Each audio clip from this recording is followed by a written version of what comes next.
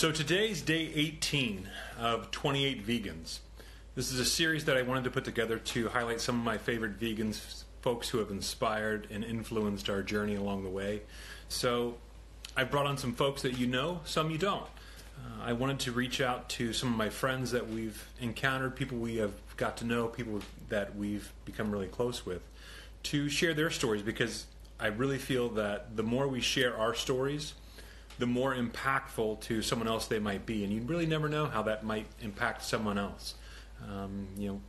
We have such common bonds, and when you hear that coming from someone else, you may hear something that triggers you to do something different in your life. So, that's why I've kind of done this series, and I wanted to give thanks to those who have inspired and encouraged Becky and I on our way. So tonight I have one of our friends, another member of our huge Gentle Barn family.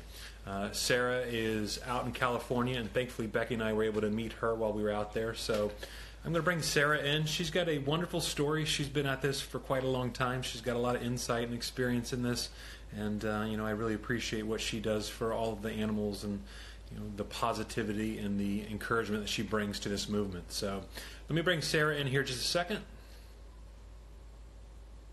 All right, let's see if this all works tonight.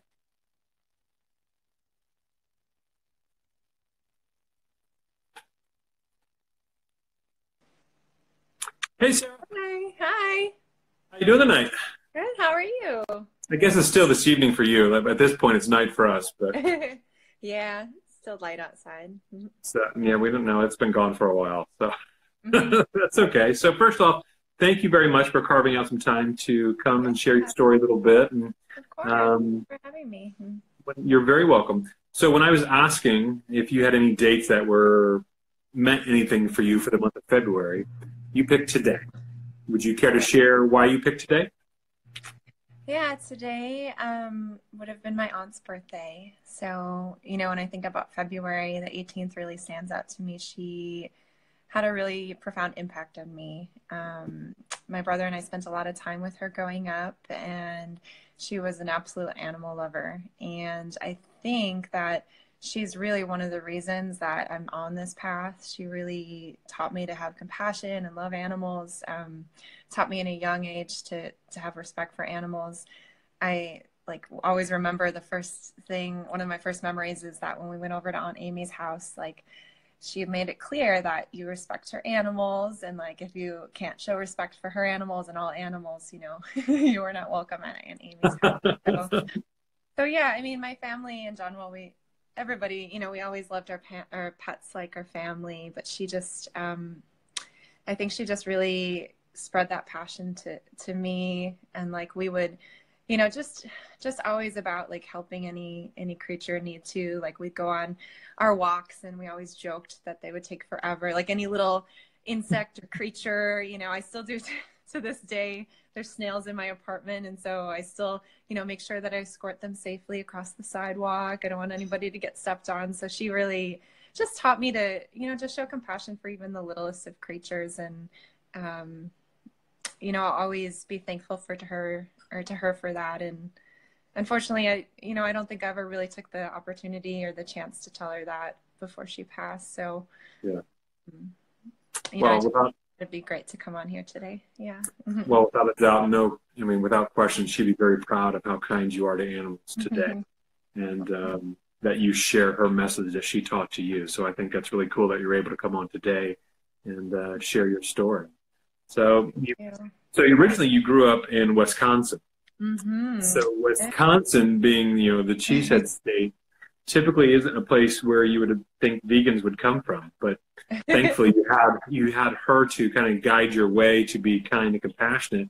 Yeah. And then, it's been, you told me about 9 years ago that you started your journey. What was it for you that finally made it click that you said, you know what, this is something I need to do?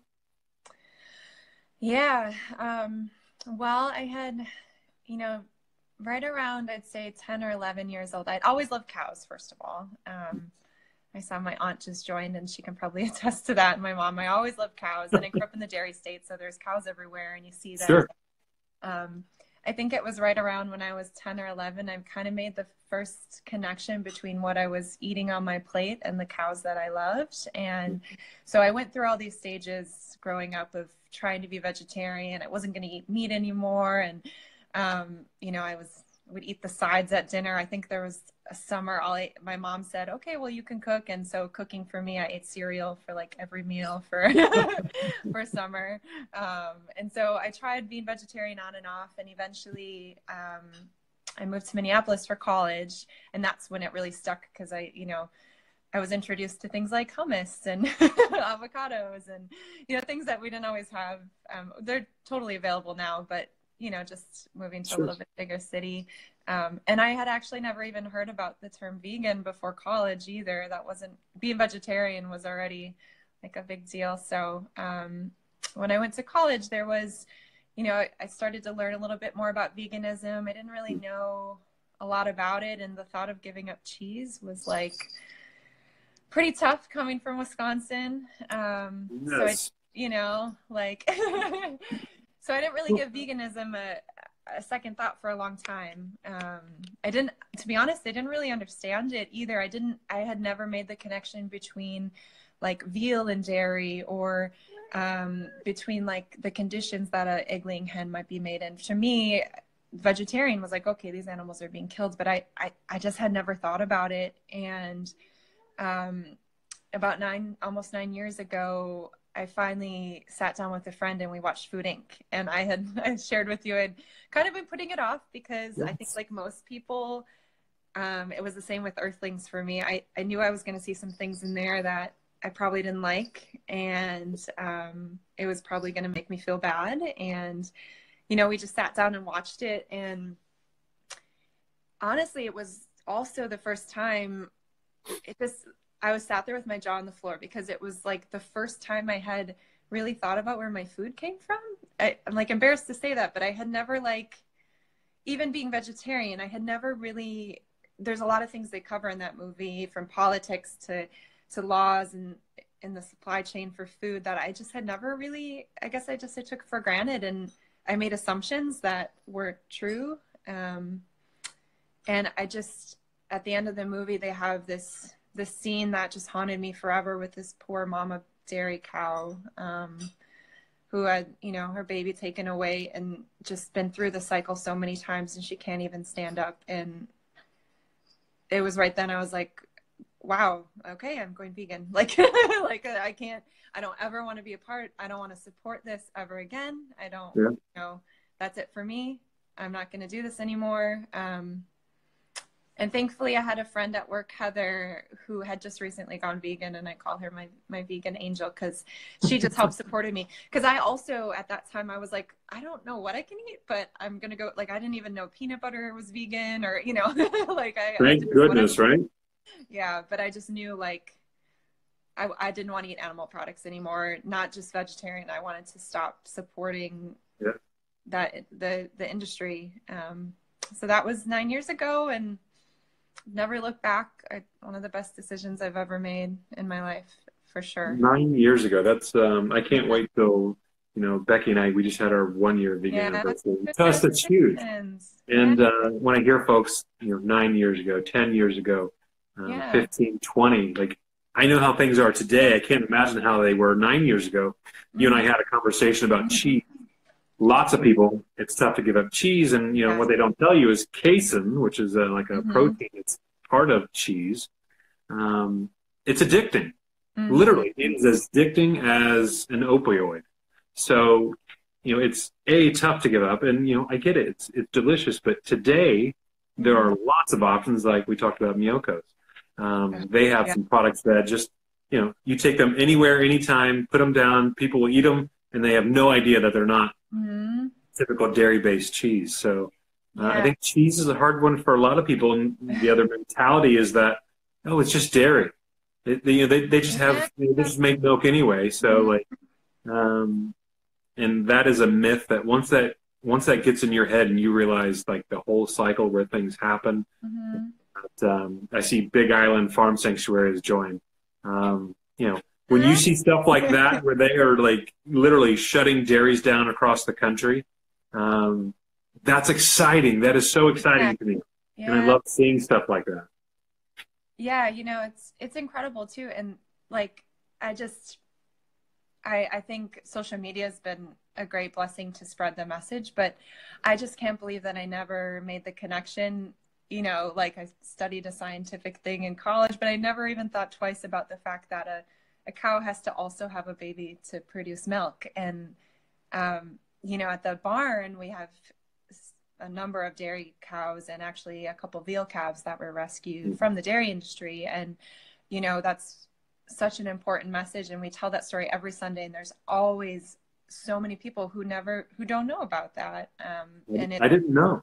yeah, I mean, and that's, you know, and that's the thing, like, that's one thing I like about the barn and the way we spread the messages. It's not about judgment. It's about educating people, Yeah. you know, about where your food comes from. And like, I think others have said on here, you know, I wasn't born vegan. It's not about judgment. It's about once you learn about these things, making the decision if you're going to, you know, continue that way or take the knowledge you've learned about and try to take action, you know? Yeah. We And were in Missouri with Jay and Ellie, and the first time that I ever put two and two together, Ellie was telling us about how dairy cows don't just produce milk, and I was like, "Well, they're dairy cows. What do you mean?" And it literally like blew my mind when you realize that, oh my God, they have to be impregnated, they have to have a baby, and the baby has to be taken away in order for us to have dairy, and like that just sunk in and broke my heart, and I like just. They don't want you to know those things, because if they told you all those things and showed you those pictures of mamas crying for their babies, no one would buy that, right? You know, you wouldn't knowingly support these industries that cause that kind of harm to these families. Yeah, it's definitely not advertised. It's very, you know, well hidden, and yes, you know, now, I think it's coming out. It's definitely coming out, but yeah, it's not. there are people who still try to keep their head in the sand. And you know, that's I try to approach from an encouraging and educational standpoint, because you know, like we've talked about, you know, I was clearly not raised vegan.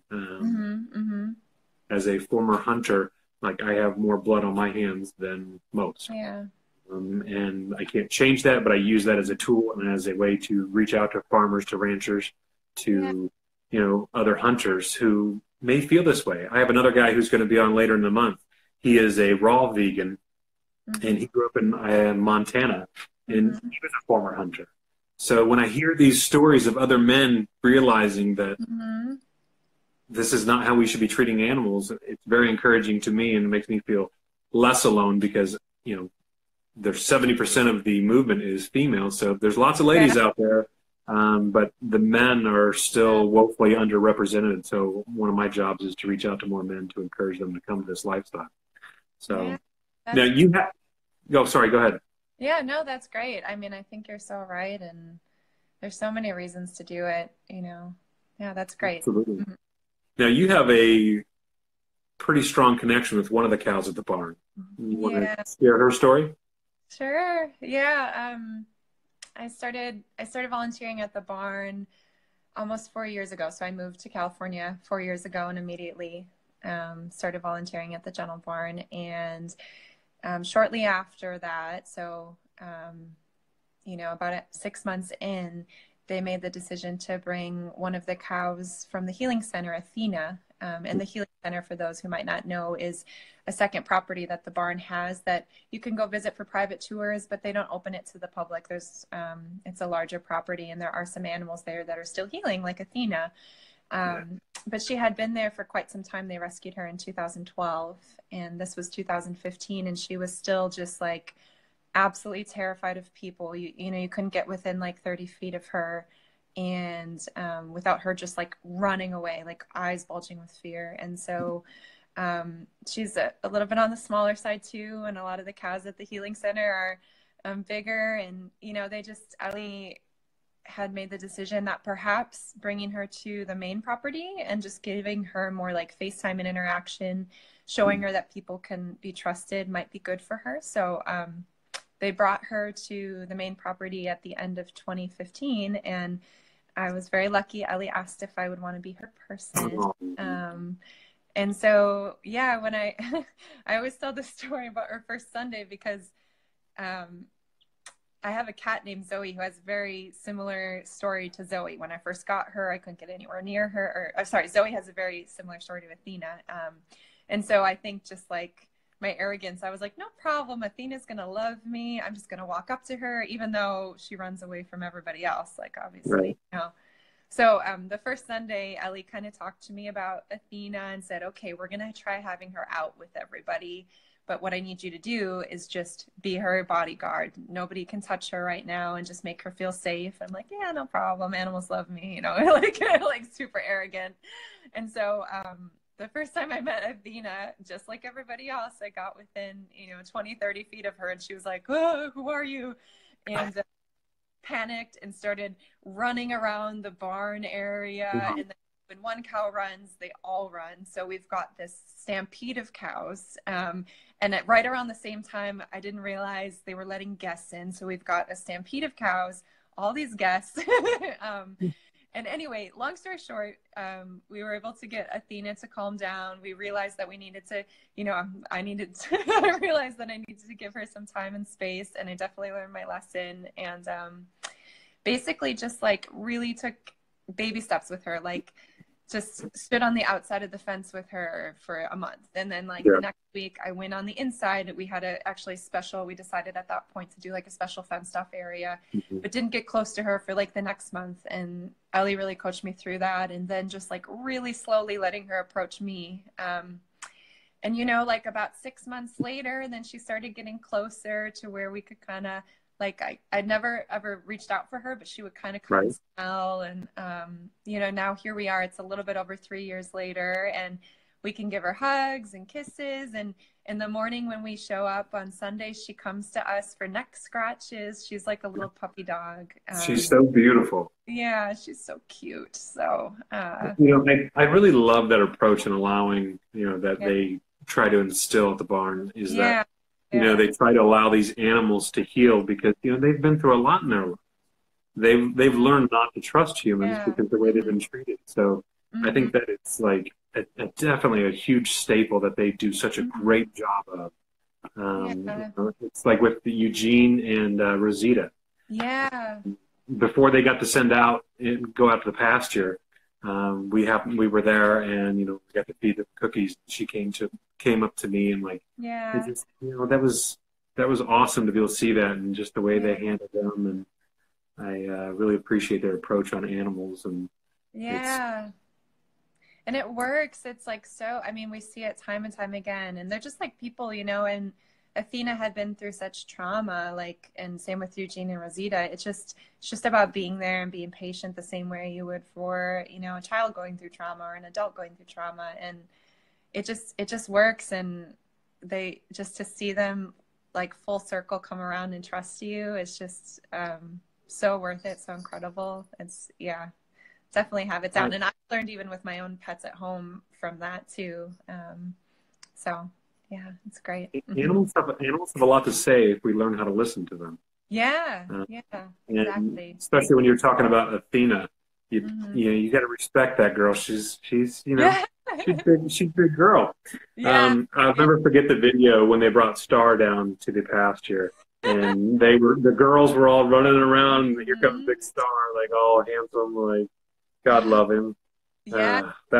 To flirt with the boys. She even flirts with we have we always call it the soap opera in the cow area. So I think you had Cherie on, and she was talking about karma and forgiveness are like an item in our cow area. Right now. Yeah, and so he's a big boy. My goodness. Yeah, he's a big boy, and but Karma is our matriarch, and she has very much claimed forgiveness as a man. But Athena has a crush on forgiveness, and she tries to make her move every once in a while. So she's, it's actually sweet to see because she also used to be super submissive with the other cows too, and she's making her moves on forgiveness, and so it's really cute. That's wonderful. I love hearing and sharing those stories. And when people hear them, they don't realize that these cows have their own personalities, their own attitude, the things they like, the things they don't like. You talk about forgiveness. Him and Star was over 7 foot tall. People hear that story and they're like, "Well, I've never seen a cow that big." Yeah. Because, you know, if it wasn't for sanctuaries like the Gentle Barn, they don't have that opportunity to live that life and to live that life. Yeah. Mm. You know, unfortunately, it's cruel what man has done to selectively breed these incredible sentient beings, Yeah. and Yeah. you know, the biggest, strongest, and that's what happens. But Mm-hmm. it's wonderful Mm-hmm. that the Gentle Barn gives them a wonderful place to live and be loved on, and you know, folks like yourself that volunteer, and you know, these organizations like the Gentle Barn, you know, they cannot function without volunteers and without all the help of so many people. So, you know, Becky and I are very fortunate to have come, you know, become friends with a lot of you guys, and we really Yeah. appreciate all that you guys do. And you know, unfortunately, we're 6 hours from the closest one, Oh, so anytime we want to go to that'll, one, we got to drive. yeah. Maybe But they'll it's open worth one it. by you soon. Yeah. Maybe, you never know. Yeah. So, you know, something else you and I had talked about, something Aunt used to do with you guys. She used Yeah. to take you guys to zoos. And Mm-hmm. I know there's a lot of mixed feelings in the vegan community about it because, yes, they do some conservation, but these Mm-hmm. animals are still living in habitats that aren't necessarily natural or, you know, completely wild for them. Now, some of these animals I get, you know, they've been injured, can't live in the wild, they wouldn't survive. So I understand that, but it's funny. Like, you know, I made the comment to you when you're a kid, you loved zoos because you love the Yeah. animals. Now, Yeah. because you love animals, you don't care for the zoos as much anymore because Mm-hmm. see the other side of this and that they're captive, and you see some of the Yeah. some of the animals that suffer from the there's a term for it where like they'll just pace all day long, pace, pace, pace, Yeah. and it's kind of sad to see, and it's funny how you don't think about those things until you Yeah. start looking at the whole picture. Yeah, yeah, yeah, it's totally true. I mean, we went because we loved animals and you get to see the animals and it brings you joy and you just it's all I guess it just all links back to like knowledge. Like once you learn, then you know and you can make different choices, and it's just about like what we put on our plates too and what we choose to support. Zoos or instead of a zoo go to a sanctuary. It's just about like once you learn and you're educated. Same with places like SeaWorld and things like that. It, now we know. And I think the power of people spreading the message and social media, we're just all even more educated for it so we can make better choices. But yeah, she did take us to zoos and I think it was genuinely because she, it did bring us joy Right. because we didn't know. And, it did help fuel my passion for animals. And so now can fight for changes and, fight for Absolutely. I them. mean, Yeah. the saying that I say, well, hello, I can. um, well, hi, honey. The Yeah. saying, she wants to be part of this too. So, um, I say it a lot, and it's, when you know better, you do better. Hmm. And Yeah. I think Yeah. that is a huge thing that, this is a journey and people make mistakes. I've talked about some of the mistakes we've made. You don't think about where they hide certain things. Dairy's clearly the hardest Oh because my they hide that shit and everything. God. Yeah. I was sharing with you, like, our boys used to love jalapeno Pringles. Hmm. And, I could understand if you had like cheddar cheese flavor or, something of that nature, or sour cream flavored, like, Yeah. it says in the name, hello. But Yeah. jalapeno Pringles, the original Pringles technically are vegan, while I'm sure there's no nutritional value in there and Yeah. anything we should be eating, but, they are vegan, but, jalapeno Pringles have milk in them.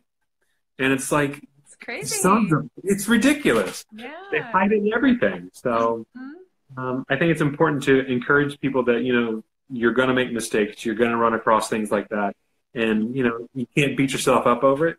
Yeah. And it always goes back to when you know better, do better. So once you realize that, stop Yeah. buying it. Make a different choice. Yeah. Yeah. Absolutely. It's such a process. And I think it's been 9 years now, and there's still times when I accidentally buy things or you wouldn't even think to check the label because it seems like it should be vegan. And then you get home and you're like, oh, shoot, it still happens, it's just, they hide it. Like you said, they hide it in everything. Yes. It's incredible. And like, and the more you look, Becky and I were at Sam's Club last weekend, and we looked at I think mixed nuts. And it's like, why would there be dairy in mixed nuts? And sure as heck, I said, yes. And they had some kind of like coating or something on it, and it must have been something in that. But it's like, it's a thing of mixed nuts. How do you screw that up? So Yeah. it's Crazy. it's an interesting journey. Now, Becky and I are totally jealous of some of the things you have out there. You guys have some wonderful things like Donut Friend that we don't have out here. What was it? What was the name of the place that you shared yesterday or Sunday? That looked wonderful. Oh, it is wonderful. It is so dangerous. It's yeah, I'm very fortunate here in LA. But you know, it's awesome. Do you guys have Carl's Jr. out by you or? No. So there's a line. It's Carl's Jr. is south and west. Here it's called Hardee's. Okay. But Hardee's is not part of the wonderful goodness that's going on at Carl's Jr. Oh, well, I'm hoping that it does so well that they expand because, you know, it's just such an exciting time to be alive. I mean, Hardee's has Carl's Jr. I grew up with Hardee's too, so I keep calling it Hardee's. Yes. Carl's Jr., you can go to a fast food drive-through and get a Beyond Burger. Like, that is bananas. And we go to White Castle and get the Impossible Burger. Oh, yeah. Which is wonderful. Those are good. Yeah. So now they just announced, I think it was just a couple days ago, that they are going to release the Impossible version 2 that will be available in stores this year. No. So yes, so that will be even more exciting. That is so great. You know, it's just like, I mean, obviously going vegan for your health, you know, and I always tell people, I know I post lots of burgers and fries, but you know, like, but you know, it's also, you know, it's just like going vegan is actually good for your body. And, you know, those are indulgences, but it's such a great way to help transition to like the things are there, the Impossible Burger, the vegan cheeses. It's like those things that, at least when I went vegan, I knew I was going to miss giving up, you know, like I knew I was going to miss cheese and I was going to miss, you know, certain things. And now it's all there. So there's really no reason. It's available and it's at Target. Target has so much now. I just can't believe it every time I go there. They even have Miyokos. They have the Daiya cheese blocks. They have the vegan. Have you seen like the Ready Whip, the coconut and almond? No, we have not. They have it at Target. So it's almost like, darn it, Target, this is dangerous. It is exciting to be, you know, part of this movement and see all these changes. And, you know, it is important that those items are there to get people to start looking at other things. You know, Becky and I, we went vegan for animals, and that's where we started. We're working now to focus more on a whole food plant-based diet, but you can bet that I want an Impossible Burger once in a while, or the Beyond Sausage. Those are really good. Oh, yeah. Those are yes, definitely. I mean, you know, you can eat very unhealthily on a vegan diet. However, I don't care because at least you're not harming animals in that process. And to me, that's the bigger priority. You know, so if I'm eating a burger once in a while, you know, not into the world. And it's got no cholesterol, and it's, you know, yeah, I mean, I think it's like, and the environmental benefits even for those foods are, you know, like by comparison, it's just, yeah, I think for me, I think we were talking about this before, it's just, sometimes it can be so overwhelming when you think about the world and all these things that are happening and all, you know, with animals and the environment, and it's it can be overwhelming to watch the news and see all these things are happening. And I think for me, and I was telling you too, there's all these things I want to do, you know, just like I think every vegan, and I want to have a sanctuary, and I want to do, you know, like vegan food products and all these things, but and just by changing something I do every day, like I eat 3 times a day, actually probably more than that, but but you know, by making a decision to change what I eat and how I spend my money, it's been the most like meaningful and biggest impact I think I could have. You know, and I was telling you, I looked it up for this podcast. In 9 years, it was, oh no, it didn't load, but it was like over 3,000 animals saved, over 3 million gallons of water, just from making a, you know, a decision on what I eat. And And like the other benefits, like you were talking about, have been just such an added bonus, like the environment, the health benefits, how you, even just like your mind and your body and your soul, knowing that you're not eating that suffering, and that just the benefits just keep coming on top of the impact you can have.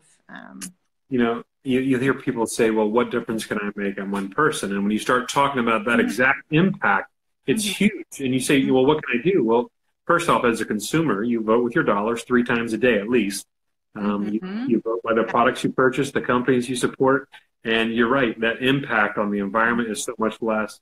And when you start looking at numbers like that, over 3,000 animals saved just by choosing to leave them off your plate, that is a huge impact. And so effortless. I mean, it's just so easy now too. It's, you know, you can, I would love to have a sanctuary and save, you know, 1 million animals, but I could never save 3,000 animals, right? So, and I still want to do that someday, but such an easy, effortless decision where you can save. And then even the environment too, you know, the forests and the resources and the water, it's just so impactful. And we can all do it. Can you imagine if everyone just went Meatless Monday even, you know? To me, I like to encourage folks to try new things, to try things like Meatless Monday, because if I can get people to try it, because there's this stigma like, oh, vegan food is gross. I tell you what, or tofu. Some people are like, I hate tofu. Tofu tastes like whatever you cook it in. Yeah. However you prepare it, that's what it's going to taste like. Yeah. So, you know, if you can get people to try stuff and remove those misconceptions, then it starts changing things and making them think about things differently. And I think that's a great way to kind of get people on board without them realizing it. So yeah. And I think like it's funny how many people, I don't know if they say this to you, but they'll be like, oh, you know, I actually do eat vegan more than I realize. Like last night I had a vegan meal. Like you know, it's not like, you know, because like I think people realize, or you can leave out one simple ingredient and then it's vegan, you know, something you probably, you know, wouldn't even notice before. Oh, hey, Mike's going to do Meatless Monday. Thank you. Absolutely. Thanks, man. I'm going to hold you to that. Yeah. So, but yeah, I mean, even just Meatless Mondays is a great place to start, you know? Yeah. It's a good start. And then I'm going to work on Tuesday and then Wednesday and Thursday. So, you know, I want to encourage anyone to at least try some things. I will be the first to admit when Becky and I first went vegetarian and then vegan, we've tried some things and we're like, we're not buying that again. And that's okay. That's important because you find the things you like and don't like, just like with anything else, and then you don't buy those products anymore. So, you know, it's no different than anything else you buy. Let's see. I'm so happy when I saw Oreos. Yeah. Have you tried the new lemon Oreos? We had those last night, and I'll be honest with you, they're pretty damn good. Oh my gosh. Yeah, it's like even like you were saying about products that you don't like, it's interesting too because Daya, for example, I remember when they first came out, I wasn't a huge fan, and then it kind of brings to another maybe controversial topic that some people they were bought out, and the parent company is a pharmaceutical company, and a lot of vegans I think were against Daya at that point. But I guess for me, it's, you know, obviously I want to show that company that I'm going to support your vegan products. Like, this is a good investment. You should throw your dollars at the vegan products. You should throw, and there's been improvements. Now Daya's in Target. Now, you know, they've reformulated, and personally, I like the taste better. And so, you know, while you might have problems, even with Tyson and Beyond Meat and all those ties, it's like, let's show Tyson that, hey, put your money towards vegan food products. That's going to be more profitable for you. I just think, you know, we can, like we were saying before, you can do so much with your dollars. You can show these companies, even dairy companies, like I think it was Dean Foods now said they're investing more in vegan products. Like, again, like, let's show them, like, let's buy those vegan products. And let's Absolutely. I mean, if you look at Field Roast, it was bought out by a, some kind of, I forget the name of the company, but it's a Canadian meat company. You still have to support Field Roast, or otherwise that product line goes away. Yeah. Tyson just announced last week that they are starting on their own plant-based protein products. I didn't hear that. So, and then that's huge if you think about it, because, you know, We all know what Tyson does. Mm-hmm. We all know what Cargill does. Yeah. Mm-hmm. But if they're going to start putting out a line to start transitioning, they're following the trend. They see what's coming. Yeah. So the more people that get on board, the more products that are out there, the more we can support them, the better off. I know it's definitely a catch-22. It's like, yeah, but their profits are going to, some of the things they do. But that means if you don't support those products, they'll stop developing them. They'll stop and they'll go back to what they were doing. And they'll put that money towards, and if you think about it, if you're not supporting it, what messages does that tell them? That tells them, oh, there's no money in vegan food. There's no money in plant-based alternatives. So I see both sides of the argument, but I guess for me, it's like, no, let's just show them, like, take your money out of the meat and dairy products and put it in the plant-based products. Like, we're going to buy it. People like it, like, please, please, please. So, and I guess personally in the last couple of years, I've really seen a difference in the market and the options. And there's been some really great cheeses. Like we were talking about Mayokos and Follow Your Heart, and then even Daya now. And it's just, and getting that into other stores too. Like, I just can't believe all these things. Field Roast is in Target too. That was never. They didn't even have tofu for a long time. No. So, it used to be here in Ohio. It used to be if you wanted that kind of stuff, you had to go either to Trader Joe's or Whole Foods. Yeah. And now Kroger, which is our big chain here, which is actually one of the largest grocery chains in the country, they have a huge selection here. You can go to Target. You can go to Walmart. Right. Walmart carries Field Roast mac and cheese, which if you haven't, yes, their chili mac is also really good too. The boys love it. It's spicy. It's got a little kick to it, but it's you see these products everywhere all the time, and it's wonderful. So it's just so great. Yeah. Mm-hmm. Sarah, thank you so much for tonight. I appreciate you coming on, sharing your story, talking about your aunt, especially on a day that would have been her birthday. So thank you. Without a doubt, I know she'd be proud of your kind, compassionate heart. I know she would appreciate you sharing your message and all the volunteer work you do with the Gentle Barn. And it takes a lot of people to share these stories, to get more folks involved and bring them to places like the Gentle Barn and bring them to other sanctuaries. So you can come see these incredible animals and start making that connection for yourself. Yeah. Thank you for having me. Yeah. You're most welcome. And, we'll have to make sure we all get together next time we're out in California. And Donut Friends on the list. That we had that, and I tell you what, if anyone who is not from out that way, if you get out in LA, go to Donut Friend if you like donuts. And the funny part is, you would have no idea if you could feed those to people, and you have no idea they're vegan. No, they're so good. Yes, they are. If I'm even within like 15 minutes of Donut Friend, it's like, all right, detour. Like, and then I got to buy like a dozen, Like, just shut up and take my money. So yeah. Wonderful. Thank you very much tonight, Sarah. I appreciate it. And, stay in touch and keep spreading that positive message. We need more positive things in this world and in this movement. Thank you. You too. Thanks for having me again. You're very welcome. Have a good night. Yeah, you too. Good night. Bye.